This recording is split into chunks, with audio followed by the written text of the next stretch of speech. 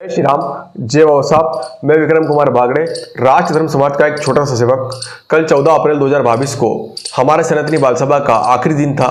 कल doctor B are Ambedkar की जयंती मनाकर हमने बच्चों को बाबा साहब के जो संघर्ष है उनके बारे में बताया है और आज वर्तमान में किस तरीके से कुछ राजनीतिक से जुड़े हुए लोग, संगठन बाबा साहब का नाम लेकर, हाथ में संविधान लेकर देश में सिर्फ नफरती माहौल फैला रहे हैं, उनके बारे में भी उनको बताया और उन लोगों से किस तरीके से बचा जाए ये भी उनको बताया। क्योंकि आज सबसे ज़्यादा आवश्यक है कि हम उन लोगों से बचें जो नफरत लेके फैल रहे हैं देश के अंदर। और आप अच्छी तरीके से जानते हैं कि कई दलित संगठन और कई आदिवासी संगठन सिर्फ नफरत के लिए काम कर रहे हैं। मैंने उनको ये भी बताया कि किस तरीके से बाबा साहब ने समाज के लिए शिक्षा जरूरी थी, ये इस पर ज़्यादा काम किया था, न कि आरक्षण के ऊपर। हर बच्चा शिक्षा ले सके, हर व्यक्ति तक शिक्षा पहुंच जाए, इसलिए आरक्षण की व्यवस्था की गई थी। लेकिन आज इसका उल्टा कर दिया गया है। आरक्षण मिलता रहे, शिक्षा मिले ना मिले उससे कोई फर्क नहीं पड़ता।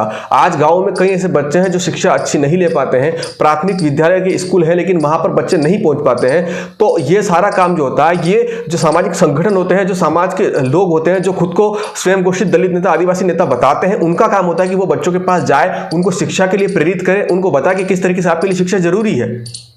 मैं सिर्फ एक अकेला व्यक्ति या मेरे साथ कुछ लोग जो मेरे साथी हैं वो ये बता सकते हैं, उनका अपना क्षेत्र है, मेरा जहाँ का क्षेत्र है मैं वहाँ ये करूँगा और कर रहा हूँ। लेकिन जो खुद को बहुत बड़ा दलित संगठन वाला बताते हैं, बहुत बड़ा दलित नेता बताते हैं, बहुत बड़ा आदिवासी नेता बताते हैं, उनकी तो ये पहली प्राथमिकता हो जाती है कि वो जगह जगह पर जाएं।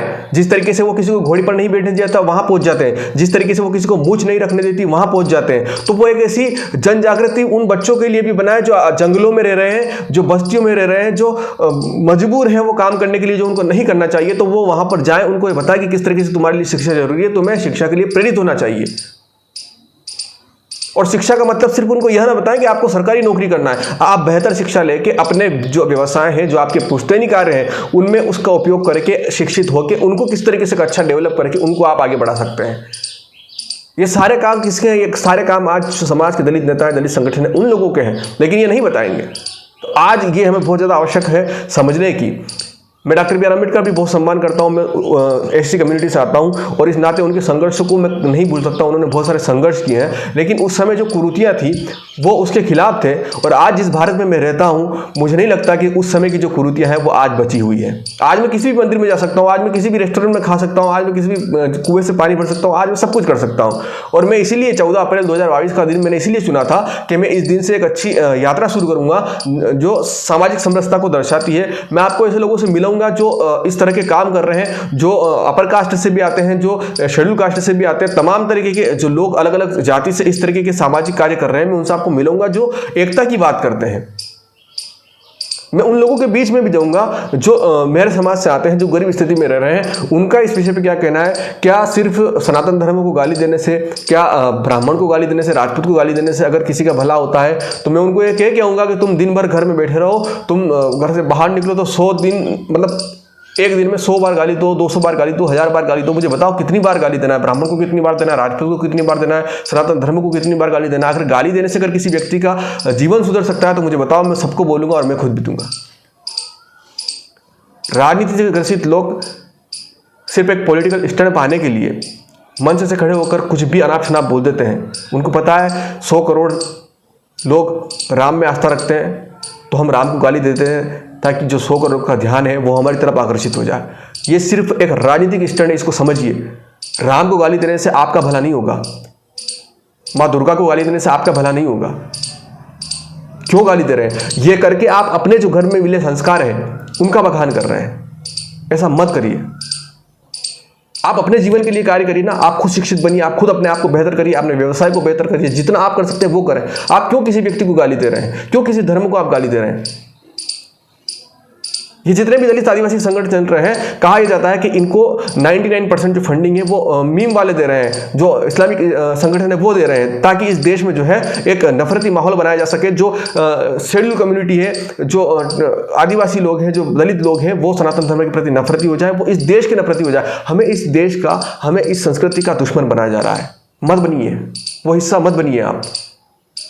आपको बाबा साहब का संघर्ष देखना है तो आप शिक्षा के लिए कार्य करिए, आप अपने जीवन को बेहतर बनाइए। आप क्यों किसी की बातों में आ रहे हैं? मैं उससे रिक्वेस्ट करूंगा कि जिस तरीके से मैंने पहले भी बोला था कि अब हमारी बाल सभा जो है 14 अप्रैल 2022 से 2 माह के लिए बंद रहेगी, 15 जून 2022 तक। इन 2 महीनों में मैं नहीं रुकूंगा। मेरी बाल सभा के बच्चे जरूर थोड़ा विश्राम करेंगे। उन्होंने स्कूल भी किया, उन्होंने बाल सभाओं में भी आए, उन्होंने अपना पूरा समर्पण दिया है, तो अब उनको कुछ विश्राम मिलना चाहिए। उनको अपनी उनको जो अपना जीवन है वो पूरा तरीके से जीने का हक है, तो वो अपने हिसाब से उसको 2 महीने जिएंगे। मैं उनमें जितना अनुशासन ला सकता था, मैं उनको जितना शिक्षा दे सकता था, मैंने दिया। मैं मेरे इस तरह से जो भी कर रहा हूँ, हर सनातनी पर्व मनाया हमने, हर जयंती मनाई, हर महापुरुष के बारे में उनको बताया। मैं जितना कर सकता था मैंने किया। मेरे दोस्तों ने जितनी मेरी मदद करना थी वो उन्होंने भी पढ़ाया, उन्होंने भी समझाया, सब कुछ किया।